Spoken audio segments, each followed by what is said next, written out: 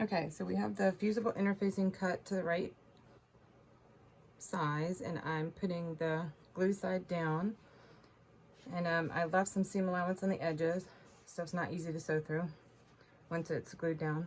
And then I'm leaving about an inch to an inch and a half. It varies. This one's about an inch and a half, so I have a 1/4 inch of seam allowance that will fold down like that. And then this will get folded down to about right there. So this is where it's the little pocket almost that this will go into, so that they can bend it around their nose at the top. This will be the top. The fold will be the bottom of the mask. So once I have this kind of where I want it, about an inch and a half down from the top, I'm going to go ahead and iron this down. Because this is 2 layers of cotton fabric and I'm only putting this on one side, it can still breathe just fine. I personally wouldn't recommend putting this on the whole thing, but you know,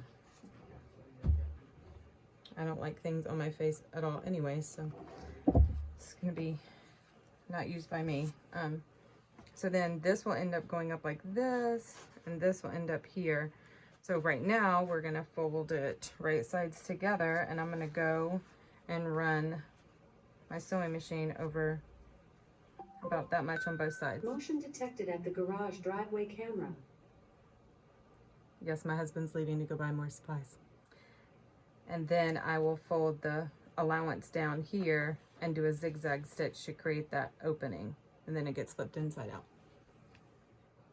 Okay, so here it is with the seams done and my little pocket opening made.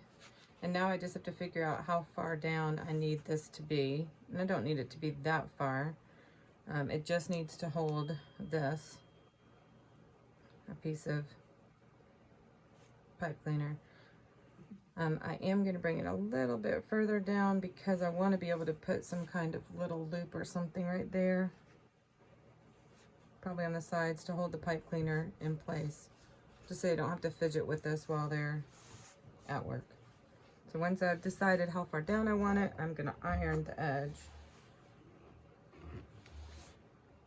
I have an actual iron, but this press is always in my studio, so this is what's getting used. I have this press in every size. Okay, so once we have that done, now we go into the pleating. You want to keep the top on the top at all times, and the pleats are going to go up. And so I kind of start somewhere in the middle. There are ways to actually measure this, and for sure I did that the first time, and it didn't quite work out for me. I don't know why. I was probably measuring something incorrectly or misunderstanding the instructions that someone else had given me. But I start with the one in the middle,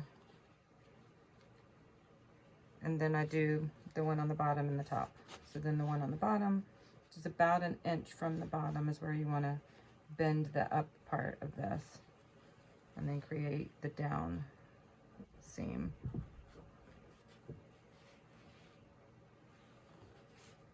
It's the very edge of my interfacing. So it's gonna need to be convinced to stay where I want it to stay. And I will do that with the heat press or iron, whatever you have that gets hot.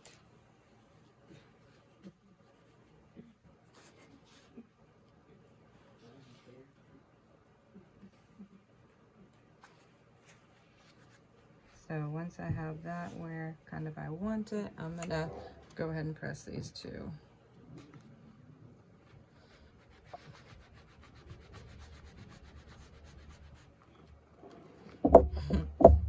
Still gonna be a booger, but that's okay.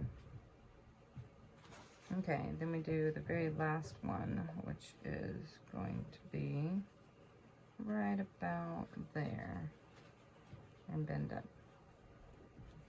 And so we've essentially created more of a flat area for this to go on the nose, and then the area that would open up around their mouth and their chin, and the sides come together, and we'll put bias tape and the loops of elastic. So I'll come back in a minute and show you that. Okay, I have one side done, and I want to show you how I did it.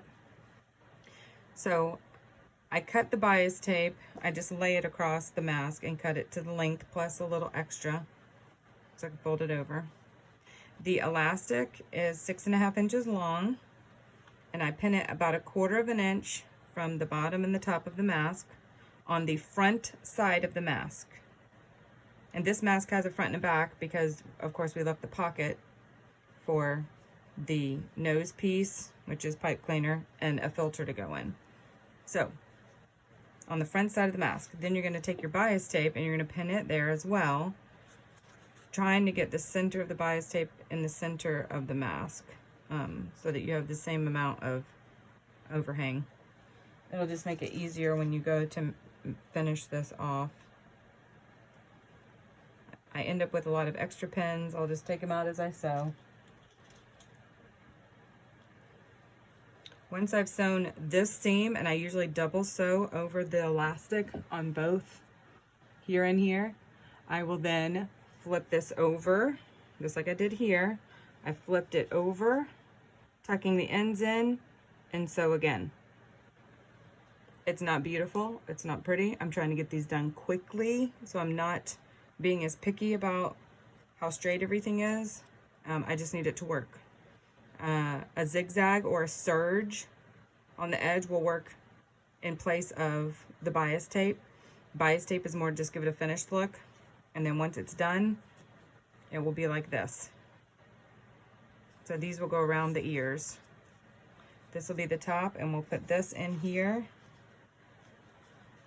for the person to then bend it over their nose. And I have to run one little tack on each side. So here's the mask on with the pipe cleaner holding the nose down. And I can feel it's touching my face all the way around.